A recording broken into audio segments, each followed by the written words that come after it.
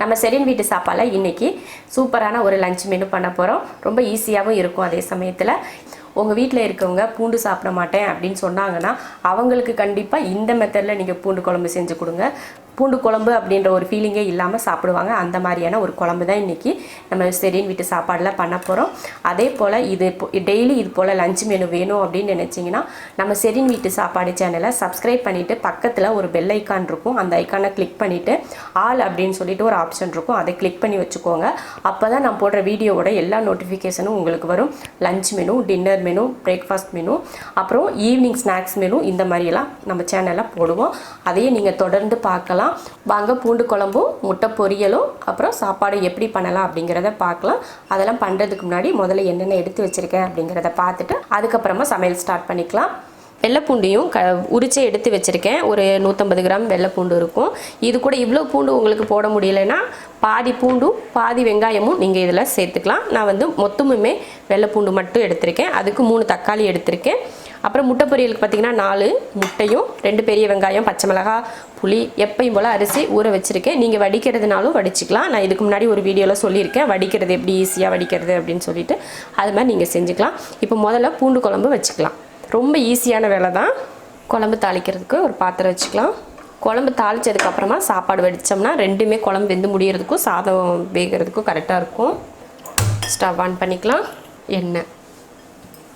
எண்ணெய் காஞ்சதுமே பூண்டு பல் சேர்த்துக்கலாம். தாளிக்கிறதுக்கு வெந்தயம், கடுகு எதுவுமே போட தேவையில்லை. வெள்ளை பூண்டு மட்டும் நீங்கள் சேர்த்து வதக்கிக்கோங்க. நான் எப்பயுமே இப்படி தான் செய்யணும்னு கட்டாயம்லாம் கிடையாது. உங்களுக்கு இதில் தாளிக்கணும்னா கூட நீங்கள் தாளிச்சிக்கலாம். ஆனால் நான் பூண்டு குழம்பு இப்படி தான் பண்ணுவேன். அதனால தான் உங்களுக்கு நான் செய்கிற மாதிரி உங்களுக்கு செஞ்சு காட்டிகிட்ருக்கேன். இப்போ பூண்டை மட்டும்தான் போட்டு நான் வதக்குறேன். இதில் தாளிக்கிறதுக்கு கடுகோ இல்லை வெந்தயமோ ஜீரகமோ எதுவுமே சேர்த்துக்கலாம். கருவேப்பிலை கூட நான் இந்த குழம்புல சேர்த்துக்க மாட்டேன். இதை வதக்கிக்கலாம். வதங்குறதுக்குள்ளே தக்காளி வெட்டி எடுத்துக்கலாம். ஒவ்வொரு பொருளும் போட்டதுக்கப்புறம் சும்மா இருக்காமல் அப்பப்போ அப்படியே கட் பண்ணி போட்டுக்கிட்டே இருந்தோம்னா நமக்கு வேலை ஈஸியாக இருக்கும். இல்லைன்னா முதல்லையே நீங்கள் எல்லாத்தையும் ரெடி பண்ணி வச்சுட்டு அதுக்கப்புறமா கூட நீங்கள் சமைக்கிறதுக்கு வரலாம். 3 தக்காளி எடுத்து கட் பண்ணியிருக்கேன். இந்த அளவுக்கு நல்லா வதக்கிட்டு அதுக்கப்புறமா கொஞ்சம் இதிலேருந்து பூண்டு பல் எடுத்துக்கலாம். பாதி கூட நீங்கள் எடுத்துக்கலாம். வதக்கி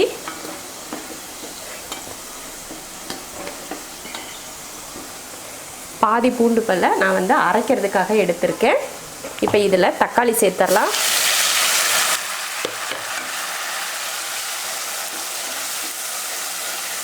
பாருங்கள், இப்போ தக்காளி நல்லா வதங்கிருச்சு. இப்போ இதில் அரைச்சோம் இல்லையா வதக்கின பூண்டு, அதையே இதில் சேர்த்துடலாம். இப்போது இதையும் போட்டு நல்லா வதக்கிக்கலாம். நம்ம பூண்டு குழம்பு சாப்பிட்றது ரொம்ப நல்லது உடம்புக்கு. கேஸ்ட்ரபிளெலாம் சீக்கிரமே குறைக்கும். நம்ம வீட்டில் இருக்கவங்க பெரும்பாலும் இந்த பூண்டெல்லாம் தூக்கி ஓரமாக வச்சுட்டு தான் சாப்பிடுவாங்க.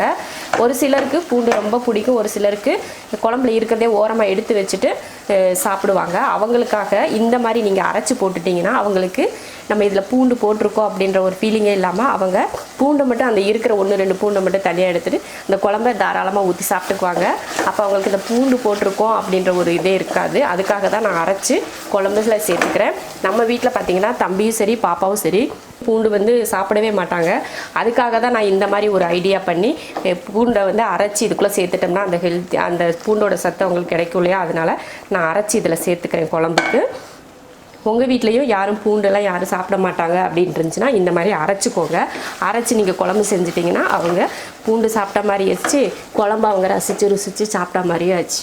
அரைச்சி போட்டதுக்கப்புறம் நல்லா எண்ணெய் தெளிஞ்சு வந்ததுமே மசால் பொடி சேர்த்துக்கலாம். மஞ்சத்தூள், நீங்கள் குழம்பு தூள் இருந்துச்சுன்னா குழம்பு தூள் கூட சேர்த்துக்கோங்க. இல்லைன்னா சாம்பார் தூள் கூட சேர்த்துக்கலாம். 1 ஸ்பூன் மிளகாத்தூள் சேர்த்துருக்கேன்.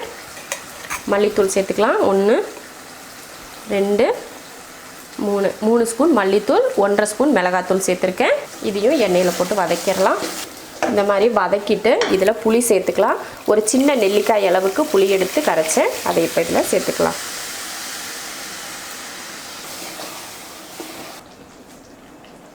குழம்புக்கு தேவையான உப்பு, அடுத்து தண்ணி.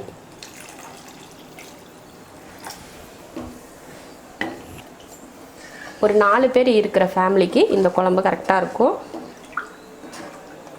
4 பேர் மட்டும் இல்லை, 5 பேரை இது தாராளமாக சாப்பிட்லாம். எப்பயுமே நம்ம குழம்பு செய்கிறப்ப கரெக்டாக ஒருத்தர் 2 பேருக்கு 3 பேருக்குலாம் இருக்காது. எப்படி ஒருத்தர் 2 பேர் எக்ஸ்ட்ரா சாப்பிட்ற அளவுக்கு தான் குழம்பு இருக்கும். அதே போல் சாப்பாடு வச்சிங்கனாலுமே ஒருத்தர் எக்ஸ்ட்ரா சாப்பிட்ற அளவுக்கே நீங்கள் வீட்டில் சாப்பாடு வச்சுக்கோங்க. திடீர்னு யாருனா வந்துடுவாங்க நம்ம சாப்பிட்றப்போ, இல்லை நமக்கே சாப்பாடு கொஞ்சம் நேரம் கழித்து சாப்பிட்லாம் அப்படின்னு தோன்றப்போ சாப்பாடு இல்லாமல் போயிடும் இல்லையா. அவ்வளோதான், புளி உப்பு எல்லாமே கலந்தாச்சு.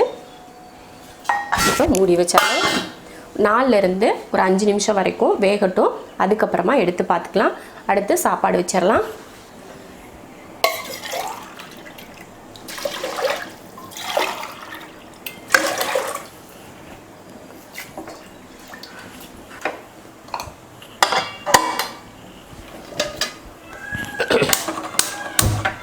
சாப்பாடும் வச்சாச்சு, குழம்பு வச்சாச்சு. இதுவும் 3 விசில் விட்டு ஆஃப் பண்ணிக்கலாம். அதுக்குள்ளே குழம்பு வெந்துடும். ரெண்டையும் ஆஃப் பண்ணிக்கலாம். அதுக்கப்புறம் முட்டை வறுவல் பண்ணிக்கலாம்.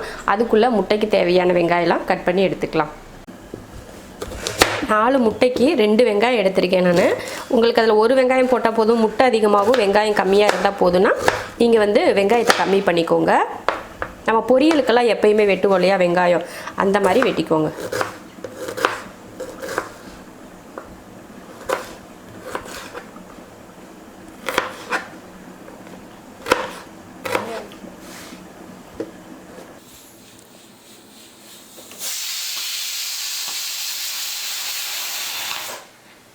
இப்போ குக்கரில் 3 விசில் வந்துருச்சு, ஆஃப் பண்ணிடலாம். இப்போ குழம்பு என்னாச்சுன்னு பார்க்கலாம்.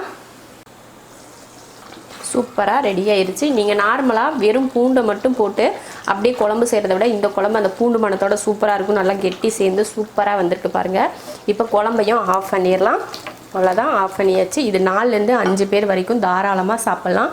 அவ்வளோதான். இப்போ மாற்றி வச்சுட்டு நம்ம முட்டை பொரியல் பண்ணிக்கலாம். முட்டை பொரியல் பண்ணுறதுக்கு 4 முட்டை, 1 பெரிய வெங்காயத்தை சின்னதாக கட் பண்ணியிருக்கேன்.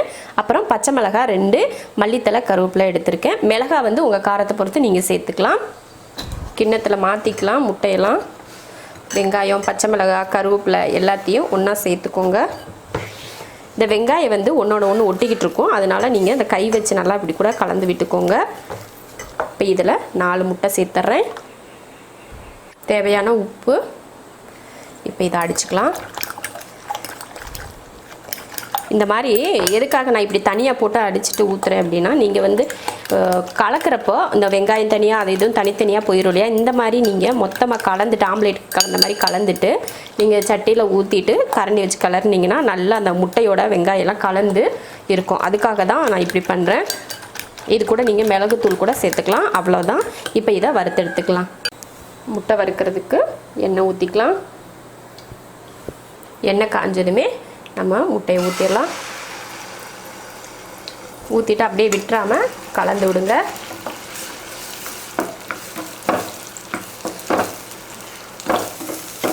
முட்டை ஊற்றி ஒரு 2 நிமிஷத்துக்கு இந்த மாதிரி நீங்கள் கிளறினா போதும்.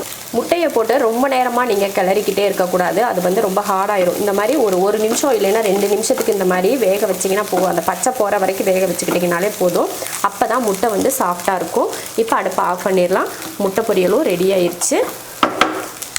இப்போ இதுக்கு மேலே பெப்பர் தூவிக்கலாம்.